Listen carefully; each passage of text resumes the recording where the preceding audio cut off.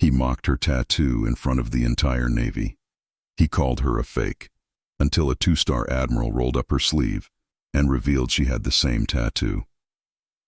This is the story of Lieutenant Vanessa Kane, the quiet warrior who reminded the Navy what real honor looks like. 1100 hours. Coronado. The Naval Special Warfare Command's change of command ceremony was in full swing. Lieutenant Vanessa Kane stood tall among junior officers, her dress blues flawless, her posture textbook perfect. She'd learned long ago that sometimes the most powerful skill in uniform was knowing how to be invisible. Then a sharp, condescending voice cut through the air. "Excuse me, Lieutenant, your tattoo is showing. This is a formal event, not a biker rally." Vanessa didn't move. Not a blink, not a breath. Her pulse, trained to stay calm under fire, didn't even flinch. The man speaking was Commander Marcus Webb, 33, Ivy League golden boy, connected, confident, and already tipped for Admiral. Everything the modern Navy wanted, except humility. He stepped closer, smirking. "Did you hear me, Lieutenant? Roll down that sleeve." "We have standards." Vanessa's eyes met his. Cold, steady. "My uniform is within regulation, sir. NAVADMIN 8216 permits visible tattoos within limits." Webb's jaw tightened. He hated being corrected, especially by a junior officer, and especially by a woman. "Regulation or not," he sneered, "it's tacky. What is that supposed to be?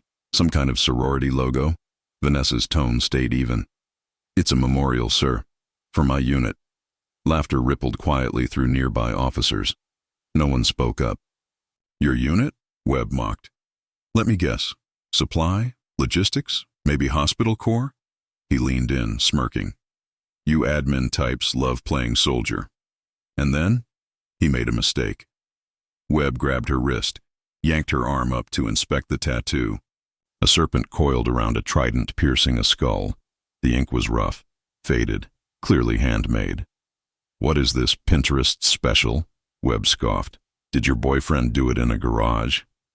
That was the moment everything changed. The ceremony vanished. Vanessa's mind was back in Syria, 2019.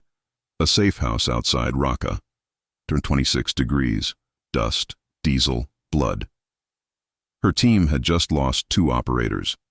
Extraction was still 72 hours away. Sergeant First Class Maria Torres sat across from her, a sewing needle glowing red over a lighter flame. "Shadow Reapers don't leave ghosts behind," Maria said softly. "We carry them. 5 survivors. 1 needle, burnt plastic and vodka for ink. Each soldier marked themselves, a serpent, a trident, a skull. U-34, a unit that didn't officially exist. The pain was nothing. The grief was everything. The flashback shattered. The ceremony returned. Webb still had her wrist, still sneering. "Let go of my arm, Commander," Vanessa said quietly. "Or what?" he snapped. "You gonna run to the Equal Opportunity Office?" A few nervous chuckles. "I'm going to have you removed from this ceremony," Webb barked, raising his voice. "Stolen valor is a crime, Lieutenant." And then, another voice. Calm, female, lethal. "Commander Webb." The crowd parted as Rear Admiral Patricia Stone approached, 2 stars gleaming on her shoulders, ribbons that told a lifetime of service. "Admiral Stone," Webb stammered. "You were just manhandling one of my officers," she said, voice cold as steel. Stone stepped in front of Vanessa. Then, without a word, she rolled up her own sleeve. Gasps spread through the crowd. There it was, the same tattoo. A serpent, a trident, a skull.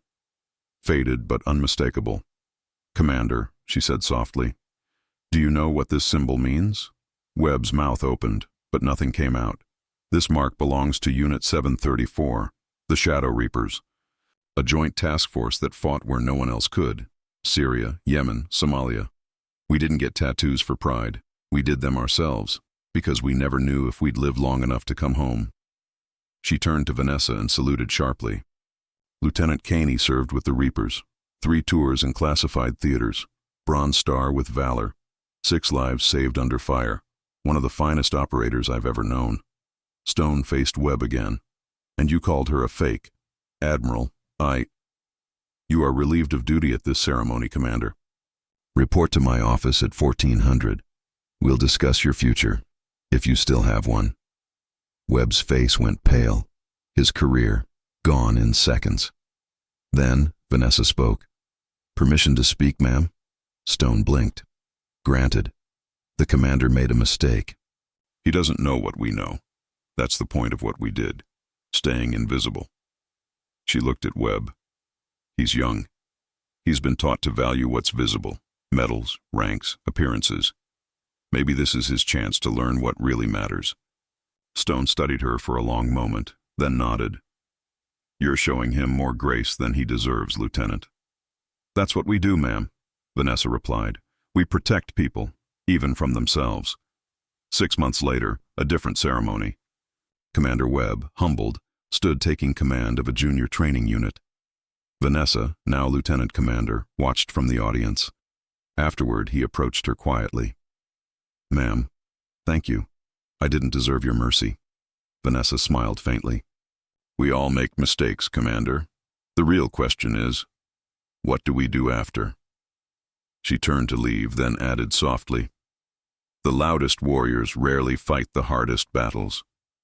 And with that, she vanished into the sea of uniforms, invisible again, just the way she preferred.